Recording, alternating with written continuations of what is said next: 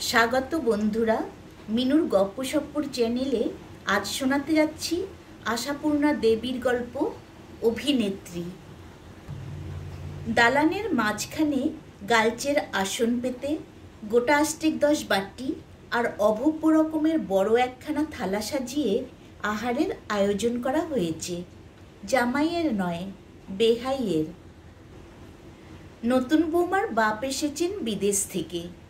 বাড়ির গৃহিণী নাকি নিতান্তই লজ্জাশীলা, তাই অতিথির অভ্যর্থনার ভার স্বয়ং বধূমাতারই। তা অযোগ্য অধিকারীর হাতে ভার ন্যস্ত হয়নি। নতুন বউ ছেলে মানুষ হলে কি হয়, 3 জনের আহার্য বস্তু একজনের জঠর গুহায় চালান করিয়ে দেবার চেষ্টার জন্যে যে অধ্যবসায়ের প্রয়োজন সেটা তার আছে। শ্বশুরবাড়িতে বাপ ভাই কুটুম, কাজেই বাপের অতি ভোজনের জন্যে পিড়াপিড়ি না করবে কেন অনুপমা?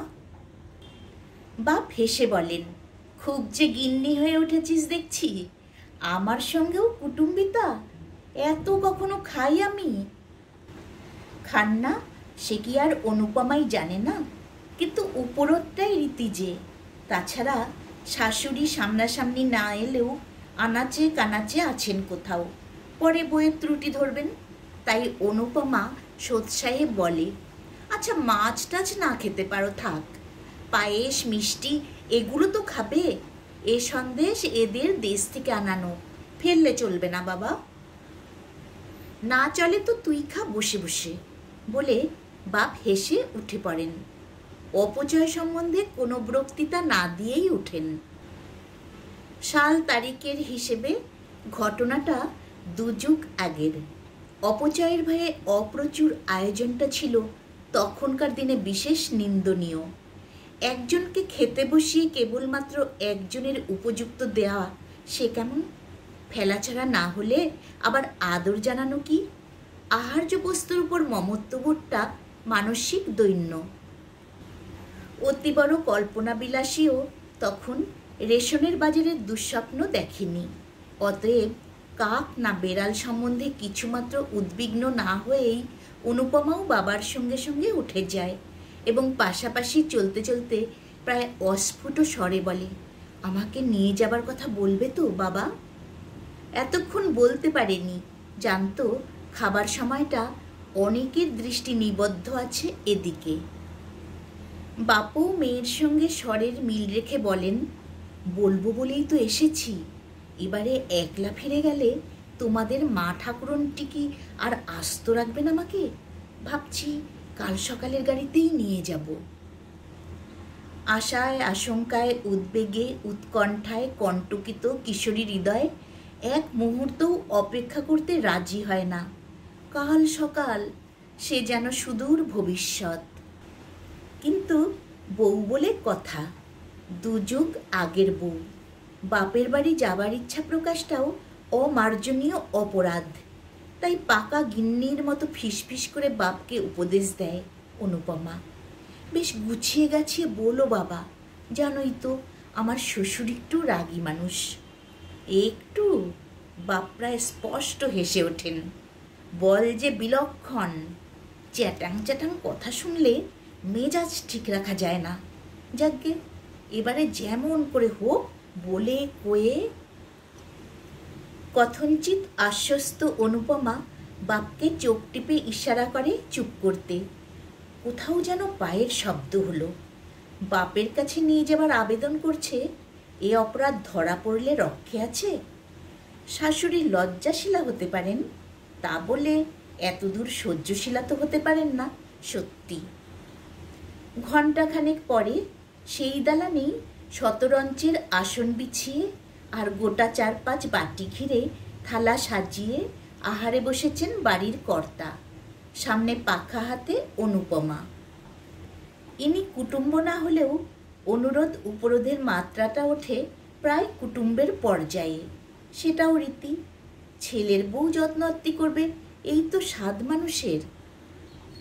তা সে স্বাদ মেটাতে জানে অনুপমা। কর্তা বেশ খানিকক্ষণ খাওয়ার পর একসময় মুখ তুলে যেন হঠাৎ মনে পড়ার ভঙ্গিতে বলেন, হ্যাঁ ভালো কথা, তোমার বাবা যে নিয়ে যেতে চাইছেন তোমাকে। বাবার কথা বাদ দিন বলে পাখাটা জোরে জোরে চালাতে থাকে অনুপমা। হৃদস্পন্দনের দ্রুত ছন্দটা পাছে ধরা পড়ে, তাই আরও ব্যস্ততা। বাদ দিলে চলছে কই গো? শ্বশুর ঠাকুর শ্লেষের ভঙ্গিতে কথা শেষ করেন। তিনি একেবারে নাছোড়বান্দা। মেয়ে নিয়ে না গেলে তোমার মা নাকি তাকে বাড়ি ঢুকতে দেবেন না শুনলাম। ওই তো হয়েছে জ্বালা। দইয়ের উপর চিনি দিতে দিতে অনুপমা যেন অগ্রাহ্য ভরে বলে, মার যে কি বাতিক, মেয়েকে দেখতে ইচ্ছে হলেই কান্না জুড়ে দেবেন। আচ্ছা এ কি, বাবার কি কম মুশকিল? সেবারে অমন পুজোর সময় দিদির আসবার কথা ছিল, আসা হলো না বুঝি, ব্যাস মার 7 দিন খাওয়া বন্ধ। পুজোর সময় কোথায় নতুন কাপড় চোপড় পরবেন তা নয়।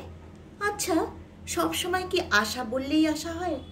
সংসারের সুবিধে অসুবিধে দেখতে হবে না? শ্বশুরের মুখের মেঘ কেটে ঈষৎ কৌতুকের বিদ্যুৎ ছটা দেখা দেয়।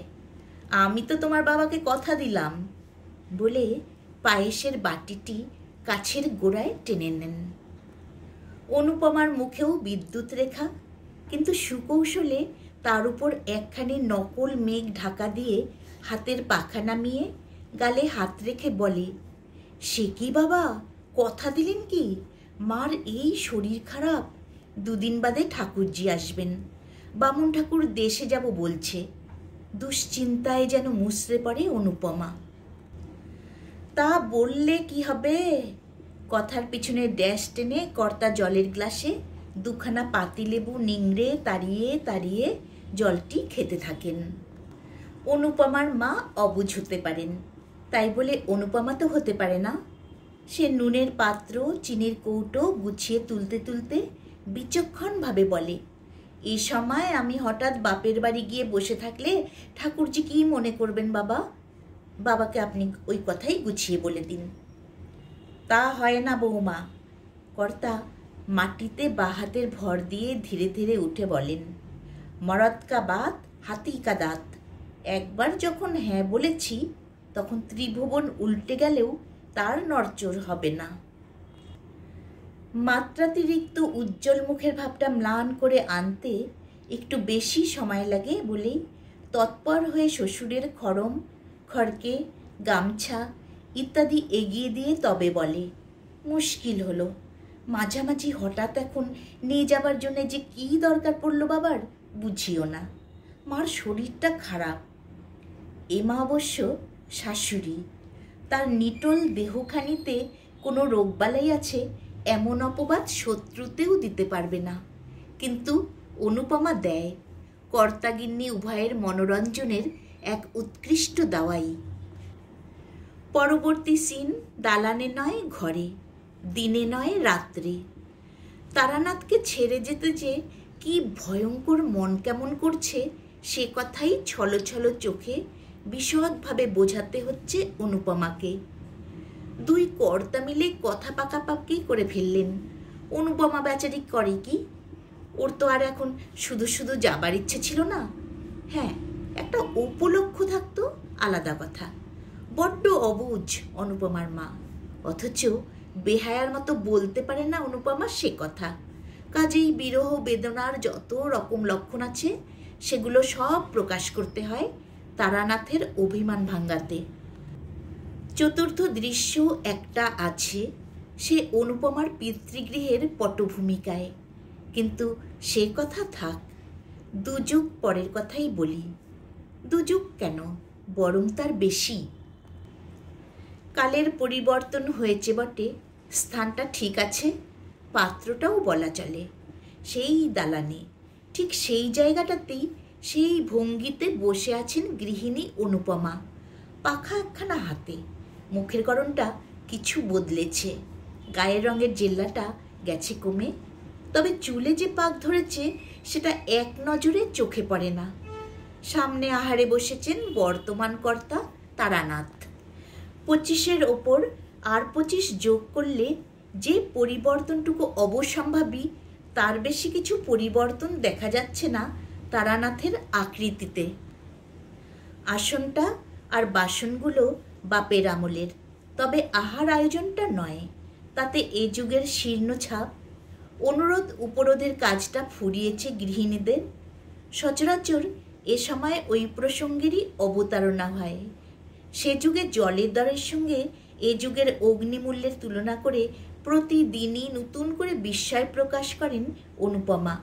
আবার এই উৎকণ্ঠাও প্রকাশ করতে ছাড়েন না, সংসারে এই নবাবী চাল আর কতদিন চালাতে পারবেন তারানাথ?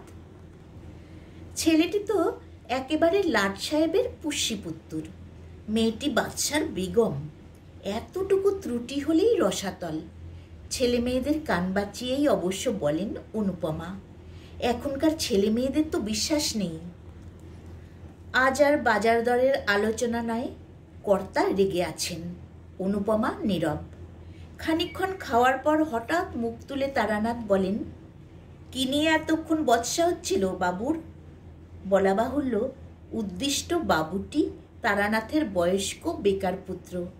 এহেন অম্লরসাত্মক উষ্ণ ভাষা আর কার সম্বন্ধে প্রয়োগ করা যেতে পারে উপযুক্ত বয়সের পুত্র ছাড়া? একটি বিক্ষোভসূচক শব্দের সঙ্গে অনুপমা উত্তর দেন, আর বলো কেন? সেই দিল্লি যাওয়া, বন্ধুরা যাচ্ছে, অতএব ওরও যাওয়া চাই। দিল্লি দিল্লি করে খেপে উঠেছে একেবারে। তারানাথ বিরক্তভাবে বলেন, এখনো সেই খুঁট ধরে বসে আছে? এক কথায় বলে দিচ্ছি, যাওয়া হবে না, ব্যাস। বলে তো আমিও দিয়েছিলাম গো। অনুপমা পাখা নামিয়ে হাত উল্টে বলেন, শুনলে তো? সেই তক্কই তো হচ্ছিল। কেন যাব না? গেলে দোষ কি? লোকে কি যায় না? যারা যাবে তারা সব মরে যাবে নাকি? নিষেধের একটা কারণ থাকা দরকার। এই সব পাকা পাকা কথা। নিষেধের কারণ থাকা দরকার? শোনো আস্পর্ধার কথা। তারানাথের অনিচ্ছাটাই তো যথেষ্ট কারণ। তাছাড়াও আবার কারণ দেখাতে হবে ছেলেকে?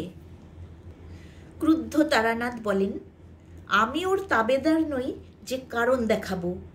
এক পাল চ্যাংরা ছোড়ার সঙ্গে হইচই করতে যেতে আমি দেব না। টাকা জোগাবার বেলায় তো আমি বেটা, তবু যদি এক পয়সা আনবার মুরত থাকতো। চুল ছাটার পয়সাটি পর্যন্ত তো হাত পেতে নিতে হয় এই হাবাতে বুড়োর কাছে, তবু কি তেজ। কথাই কওয়া হয় না ভালো করে। আমি যেন একটা কীটস্য কীট। অনুপমার কণ্ঠেও অনুরূপ সুর। শুধু তুমি কেন, কে নয়, জগৎকেই যেন থোড়াই কেয়ার করে ওরা। দরকারের সময় হাত পাতার কথা বলছো? তাহলেও তো বাঁচতাম। মুখ ফুটে চাইলে মনের কানা খসে যাবে না? সেই সেদে সেদে দিতে হবে, নিয়ে যেন মাথা কিনবেন। তারানাথ গম্ভীরভাবে বলেন, বললে এখনই আবার তোমারই মানের কানা খসে যাবে। তবে ন্যায্য কথা বলবো, তোমার আশকারাতেই এরকম হয়েছে। আশকারা আবার কি? অনুপমা অসন্তোষ প্রকাশ করেন। মেজাজটি তো জানো না ছেলের, একটা ন্যায় অন্যায় কথা বলবার জো আছে? আছে কিনা আমি দেখতাম। তারানাথ হুমকি দিয়ে ওঠেন, বলতে আমি খুবই পারতাম, শুধু পারি না তোমার ভয়ে। হঠাৎ 40 তীর না অনুপমার মুখে এমন একটা রহস্যময় হাসি ফুটে ওঠে যেটা 24 বছরেই মানানসই। তবে উত্তরটা বয়সের অনুপাতেই দেন ভদ্রমহিলা। আহা, মরে যাই, আমার ভয় তো অজ্ঞান হয়ে যাচ্ছ তুমি। ভয় করতে হয় আজকালকার ছেলেদের। খোকাই তো সেদিন বলছিল ওর কোন বন্ধুর ভাই নাকি বাপের কাছে বকুনি খেয়ে। কে কে ওখানে? তারানাথ অগ্রাহ্য ভরে বলেন, কে আবার? মেধো হয়তো। কি জানি বাপু, অনুপমা সন্দিগ্ধভাবে বলেন।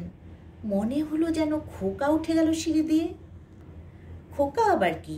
এই তো সাহেব সেজে বেরিয়ে যাওয়া হলো বাবুর। পোর্টফোলিও হাতে না ঝোলালে বেরোনো হয় না, যেন মস্ত এক অফিসার। হ্যাঁ, ওই এক ফ্যাশন ছেলের। কিন্তু ঘুরে আবার আসেনি তো। কেন ঘুরে আসবে কি জন্যে? কি জানি, কিছু ভুলে ফেলে গিয়েছে হয়তো। পরশু অমনি কত দূর গিয়ে ছুটতে ছুটতে এলো, ঘড়ি ভুলে গেছে বলে। তা আসবেন বই কি, কবজিতে ঘড়ি না বেঁধে বেরোলে যে মহাভারত অশুদ্ধ হয়ে যাবে। কই বলো দেখিন, ছুটে গিয়ে সংসারের একটা জিনিস কিনে আন, মাথায় আকাশ ভেঙে পড়বে লাট সাহেবের। বিরক্তি তিক্ত স্বরে কথাগুলি উচ্চারণ করে ছোট এক টুকরো পাতিলেবু গেলাসের জলে গুলতে থাকেন তারানাথ। 3 আনা জোড়া লেবু বড় বড় 2খানা খাওয়া যায় না। অনুগামিনী সতী অনুপমা পতিদেবতার এই ধারালো মন্তব্যটির পিঠোপিঠি বেশ ঘোরালো কিছু বলবার আগে একবার উঠে গিয়ে এদিক ওদিক ঘুরে নিঃসন্দেহ হয়ে এসে বসেন এবং এখনকার ছেলেরা লেখাপড়া শিখেও যে কত মুখ্য আর বাদর তারই উদাহরণ দিতে তৎপর হয়ে ওঠেন। ভাগ্নে, ভাইপো, ভাসুরপো, বোনপো দেখছেন তো সবাইকে। অন্ধ স্নেহের বশে নিজের ছেলের বিষয়ে ছেড়ে কথা কইবেন এমন মুখ্যমা অনুপমা নন। 3টে পাশ করে যে ছেলে নির্বিকার চিত্তে 2 বছর ধরে শুধু আড্ডা দিয়ে আর সিনেমা দেখে বেড়ায়, তার আবার পদার্থ কিছু আছে? কেন উঠে পড়ে লেগে চেষ্টা করলে কিছু একটা জুটত না এতদিন? তবু তো বাপের একটু আসান হতো। দামি দামি আর ভালো ভালো আরও অনেক কথাই বলেন অনুপমা। ছুটির দিন, খেয়ে তাড়াতাড়ি উঠবার তাড়া নেই তারানাথের। ধীরে সুস্থে খেয়ে উঠে পানের ডিবে হাতে বাইরের ঘরে চলে যান। ছুটির দুপুরে দাবার আড্ডা বসে পাড়ার হিমাংশুবাবুর সঙ্গে। আসার সময় হয়ে এলো তার। অনুপমা ঠাকুর চাকর সকলের খাওয়ার দেখাশোনা করে সব্বে খেতে বসেছেন। মেয়ে শিলা নেমে এসে ব্যস্তভাবে বলে, ঠাকুর, উনুনে আগুন আছে তো? থাকে তো একটু চায়ের জল চড়িয়ে দাও তো চট করে। চায়ের জল? বেলা 1:30টার সময়? অনুপমা অবাক হয়ে বলেন, এখন চা খাবি? শিলা বিরক্ত স্বরে বলে, আমি কেন? দাদার ভীষণ মাথা ধরেছে তাই। দাদা? খোকা বাড়ি আছে নাকি? বুকের রক্ত হিম হয়ে আসে অনুপমার। আছেই তো, বেরিয়ে গিয়ে ঘুরে এসে শুয়ে পড়েছে মাথা ধরেছে বলে। কই ঠাকুর, দিয়েছ? শিলার চিত্তজগতে একমাত্র সম্মানিত ব্যক্তি দাদা। গোগ গ্রাসে ভাত কটা গিলে নিয়ে ছুটে ওপরে গিয়ে ছেলের ঘরে ঢুকে একেবারে বিছানায় বসে পড়েন অনুপমা। শঙ্কিত স্বরে বলেন, কি হয়েছে রে খোকা? বেরিয়ে আবার ফিরে এসে শুয়েছিস? শরীর খারাপ হয়েছে? বলা বাহুল্য, স্নেহাতুর মাতৃকণ্ঠের এই শঙ্কিত প্রশ্নের উত্তর তিনি পান না। অবস্থা নির্ণয়ের প্রথম পর্যায় হিসাবে গায়ের উত্তাপ পরীক্ষা করতে যেতেই তৎক্ষণাৎ হাতখানা সরিয়ে দিয়ে পাশ ফিরে শোয় খোকা। অনুপমা এ অপমান গায়ে না মেখে পুনঃ প্রশ্ন করেন, কখন এলি তুই? খোকা নিরুত্তর। অতএব নিঃসন্দেহ তার সম্বন্ধে মা বাপের মধ্যে যে উচ্চাঙ্গের আলোচনা চলছিল সে তার কর্ণগোচর হয়েছে। তা হোক, অনুপমা তো হেরে ফিরে যাবেন না। তাই সক্ষোভ বেদনায় বলেন, আজই হঠাৎ শরীর খারাপ করলি? পরশু তোদের বেরোবার কথা না? বেরোনো? খোকা যেভাবে ভুরু কুচকে তাকায়, তাতে আর যাই হোক খোকার তো প্রকাশ পায় না। বেরোনো মানে? যাচ্ছি কোথায়? অনুপমা যেন অবোধ, অনুপমা যেন আত্মবিস্মৃত, অনুপমার যেন এখনো শৈশবকাল কাটেনি। তাই প্রায় শিশুসুলভ সরলতাতেই বলে, কেন, তুই যে বলেছিলি মঙ্গলবারে স্টার্ট করবে ওরা? ওরা করবে তো তার আমার কি? ওদের নিজের পয়সা আছে, ওরা যা খুশি করতে পারে। হঠাৎ আচমকা প্রায় শিলার মতো ভঙ্গিতেই খিলখিল করে হেসে ওঠেন অনুপমা। 20 বছর আগে দুধ খেতে নাড়ার ছেলেকে যে সুরে কথা বলে কায়দায় আনতেন, প্রায় তেমনি ছেলে ভুলানো সুরে বলেন, ওহ তাই বলো, বাবুর রাগ হয়েছে? কে বকেছে, কে মেরেছে, কে দিয়েছে গাল? তখন বুঝি ওনার বাক্যবানগুলি কানে গেছে? ওর কথাই শুধু উল্লেখ করেন অনুপমা, স্বচ্ছন্দেই করেন। নিজের অপরাধবোধের লেশমাত্র ধরা পড়ে না মুখের চেহারায়। তাই ভাবছি, কি হলো খোকার? নে মন খারাপ করিসনি, টাকা তো আমি দেব বলেছি। তুমি আর কোন আকাশ থেকে টাকা পেরে আনবে শুনি? তারানাথ রায়ের টাকাই তো। শখ করে বেড়াতে যাবার রুচি আমার আর নেই মা, একটু ঘুমোতে দাও, বেকারের আবার শখ সাধ। অনুপমা যেন তুড়ি দিয়ে ওড়ান ছেলের কথা। হ্যাঁ, বড্ড তুই বুড়ো হয়েছিস, রোজগারের বয়স পার হয়ে গেছে একেবারে, তাই বেকার বলে একেবারে দেগে দে নিজেকে। ওর কথায় আবার মানুষ রাগ করে? কথার কোনো মাথা আছে?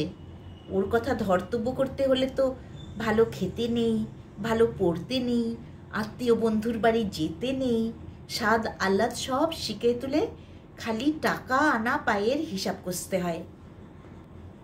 উচিত তাই, খোকা শ্লেষের সুরে বলে।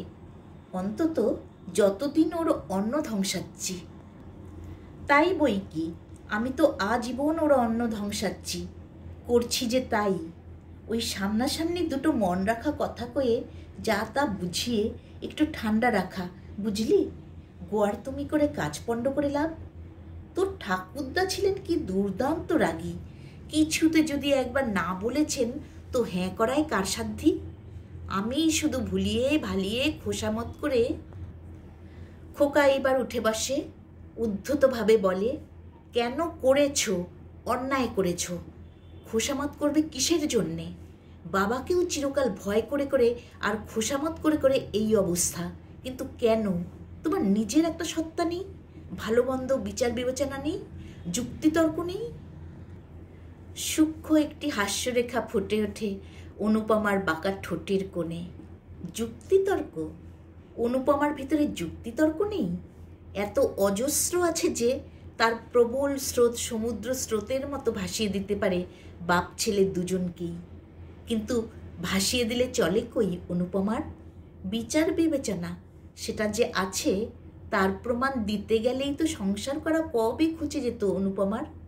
আর সত্তা, সে বস্তুটাও তো আমসত্ত্বের মতো জলে গুলে রোদে শুকিয়ে ভাড়ার যত করা হয়েছে।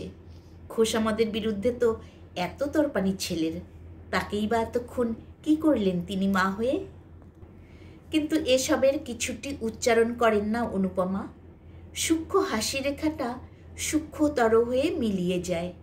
শুধু ম্লান কণ্ঠে বলেন, কেন নেই সে আর তুই কি বুঝবি খোকা?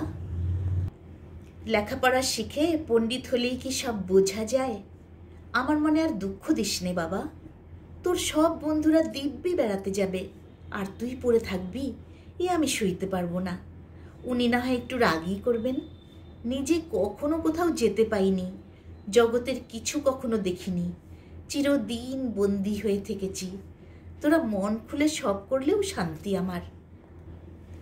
খোকা অপ্রতিভ দৃষ্টিতে তাকিয়ে দেখে, মনে হয় যেন মায়ের দুই চোখের তারায় পুঞ্জীভূত হয়ে আছে সেই চিরদিনের ক্ষোভ, বঞ্চিত জীবনের, বন্দি জীবনের, নিরুপায় জীবনের।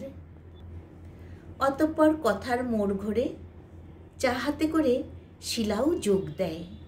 খোকার টাকা হলে মাকে কোন কোন দেশে বেড়াতে নিয়ে যাবে তারই আলোচনা চলে। খোকার যেটা পছন্দ অনুপমার হয়তো নয়। তার মতে কত দুঃখে বেরোনো, তা মুসৌরি কেন, বরং পুরী ভুবনেশ্বর। শিলার আদর্শ দাদা, অতএব সে মার পছন্দকে উপহাস করে। খোকা আবার তক্ষুনি মত পাল্টায়, কেন পুরী ভুবনেশ্বরই কি যাত্রা জায়গা?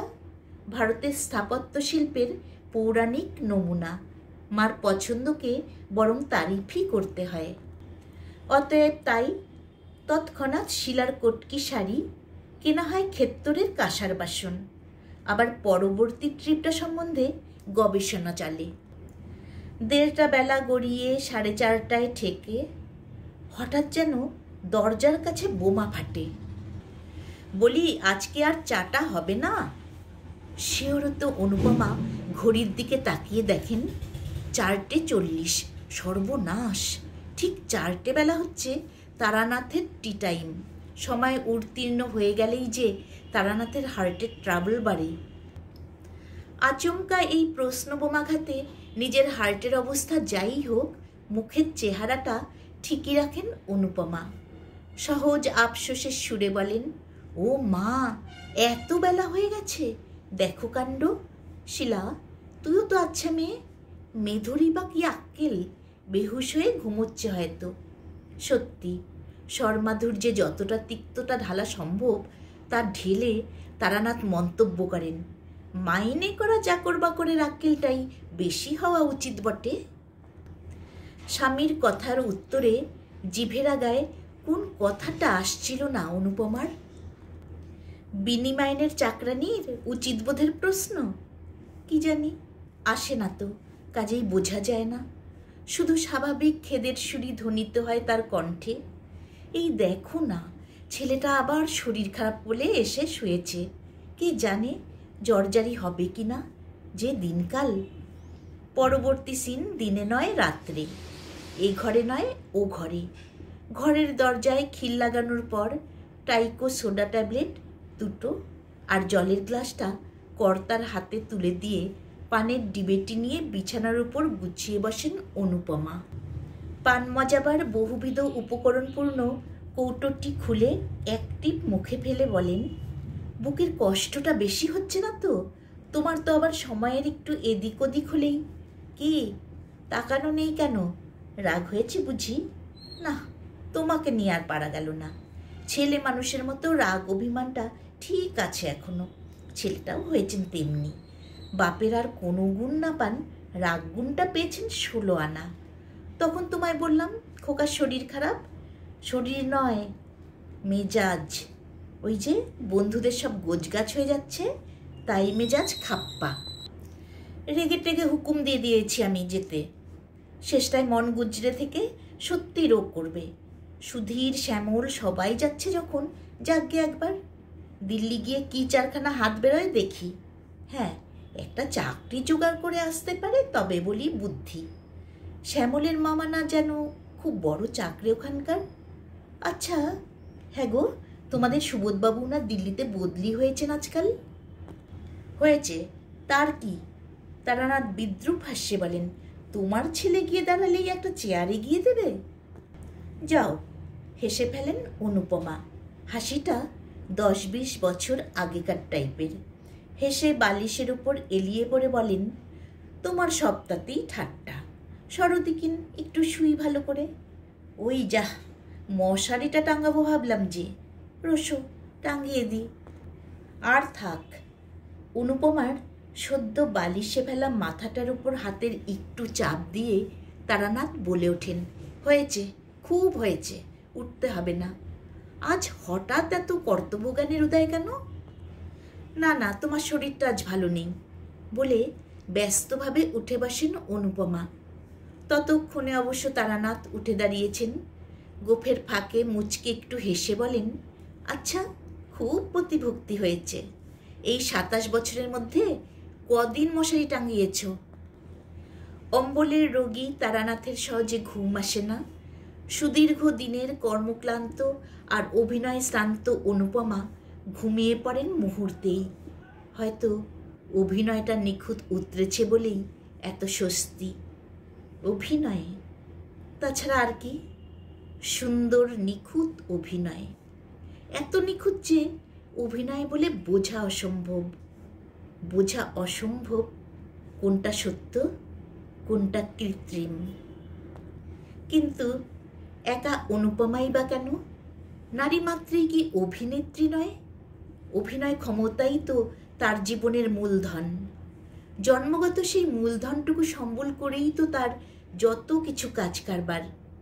সে মূলধন যার যত বেশি, তারই তো সংসারে তত বেশি প্রতিষ্ঠা, প্রতিপত্তি, সুনাম, সুখ্যাতি। নদীর মতো আপন বেগে প্রবাহিত হতে চাইলে চলবে কেন তার? একদিক ভরাট করে তুলতে অপরদিকে ভাঙ্গন ধরাবার মতো বোকামি তার নেই। দুই কুল সযত্নে রক্ষা করে চলতে হয় তাকে। রক্ষা করতে হয় সংসার, রক্ষা করতে হয় দাঁড়াবার ঠাঁই। অনাদরকে তার বড় ভয়, বড় ভয় অবহেলাকে। নাকি এ তথ্যের সবটাই ভুল? কোনোটাই তার অভিনয় নয়? চিরন্তনী নারী প্রকৃতির মধ্যে পাশাপাশি বাস করছে সম্পূর্ণ আলাদা দুটি সত্তা, জননী আর প্রিয়া। নিজের ক্ষেত্রে সে স্বয়ং সম্পূর্ণ। মমতাময়ী নারী তার এই বিভিন্ন দুটি সত্তা বিশাল পক্ষপুটের আড়ালে সযত্নে আশ্রয় দিয়ে রেখেছে চির শিশু, অবোধ পুরুষ জাতিকে। ছলনাটা তার ছলনা নয়, করুণা। এই করুণার আওতা ছাড়িয়ে ছলনা লেশহীন উন্মুক্ত পৃথিবীতে বেপরোয়া শিশু ভোলানাথের দলকে যদি মুখোমুখি দাঁড়াতে হতো, কদিন লাগতো পৃথিবীটা ধ্বংস হতে।